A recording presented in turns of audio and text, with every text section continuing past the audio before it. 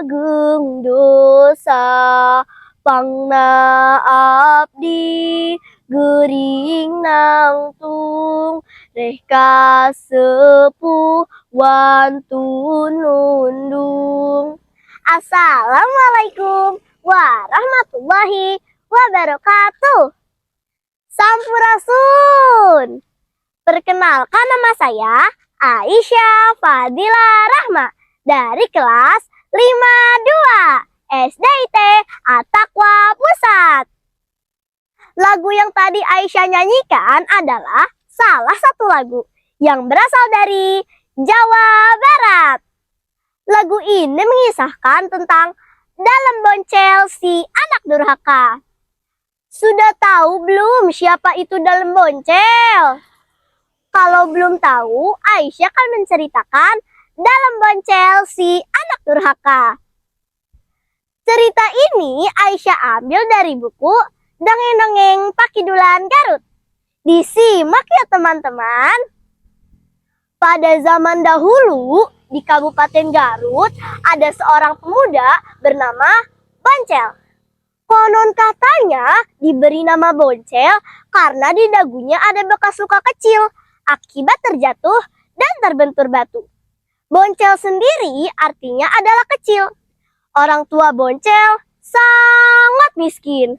Maka dari itu, Boncel sangat rajin bekerja. Pada awalnya, Boncel menjadi seorang pencari rumput. Saat Boncel sedang mencari rumput, ia beristirahat di bawah pohon kapuk.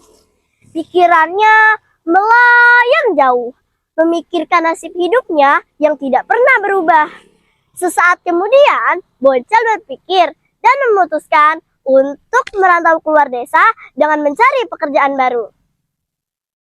Singkat cerita, saat Boncel sampai di kota, ia bekerja di kantor kabupaten. Tugasnya adalah memberi makan kuda. Pada saat anak majikannya belajar, Boncel juga sering ikut belajar. Karena ketekunannya dalam belajar, ia menjadi sangat pintar dalam membaca dan menulis. Dan karena ketekunannya pula, ia disekolahkan oleh majikannya. Lalu, Boncel diangkat menjadi sekretaris.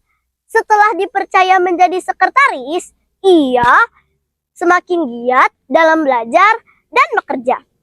Sampai akhirnya, dia diangkat menjadi seorang dalem, atau zaman sekarang disebut dengan bupati.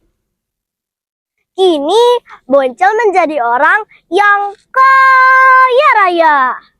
Suatu hari saat Bupati Boncel sedang duduk di teras rumahnya sambil menikmati hidangan yang tersajikan di meja, tiba-tiba ada seorang pengawal datang ke hadapannya. Mohon maaf Bupati, di depan ada nenek-nenek dan kakek-kakek dari kampung. Katanya orang tua Bupati. Apa? Ada nenek-nenek dan kakek-kakek yang mengaku-ngaku jadi orang tua saya? Iya Bupati. Kurang ajar, berani-beraninya mereka mengaku-ngaku menjadi orang tua saya. Sana, usir mereka. Bupati Boncel sangat marah. Belum sempat pengawal pergi, tiba-tiba nenek-nenek dan kakek-kakek itu masuk ke dalam. Setengah berlari menghampiri Bupati Boncel dan akan memeluknya. Ocel, ini emak dan bapak sudah sangat rindu.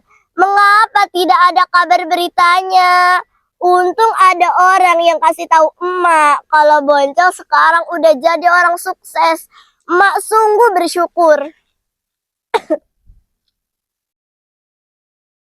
Mendengar kata nenek-nenek tadi, Bupati Boncel semakin marah. Nenek-nenek yang hendak memeluknya tadi didorong sekeras-kerasnya hingga terjatuh dan tersungkur di tanah. Pengawal, usir mereka! Saya tak sudi melihat mereka. Ocel, kamu teh sudah lupa sama emak dan bapak. Tapi emak dan bapak mah gak akan lupa sama anaknya. Tuh di dagumu ada bekas luka, makanya disebut Boncel juga. Pengawal, usir! Masa iya bupati punya orang tua kayak orang gila? Akhirnya, nenek-nenek dan kakek-kakek itu diseret keluar oleh pengawal. Beberapa bulan kemudian, Bupati Boncel terkena penyakit langka, yaitu sekujur tubuhnya gatal-gatal. Sudah berobat kemana-mana, tetapi tetap saja tidak sembuh. Nyai, mana salep gatalnya? Gatal banget. Iya atuh Akang, ini juga lagi diolesin. Kenapa malah tambah gatal atuh Nyai? Mau pakai obat apa lagi atuh Akang? Semua obat sudah dicoba. Apa jangan-jangan ini bukan sakit biasa? Semenjak Akang ngusir nenek-nenek sama aki-aki, Akang jadi gatal-gatal begini. Mungkin saja mereka benar-benar orang tua Akang, tapi tidak Akang anggap. Lebih baik Akang minta maaf kepada mereka berdua. Mendengar istrinya berkata seperti itu, Bupati langsung terdiam dan menangis histeris karena merasa durhaka kepada kedua orang tuanya. Sampai akhirnya Bupati Boncel meninggal dunia karena penyakit yang diidapnya. Nah teman-teman, apa yang bisa kita pelajari dari cerita ini?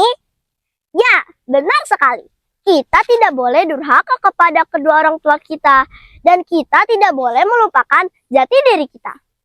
Sekian dari Aisyah. Wassalamualaikum warahmatullahi wabarakatuh.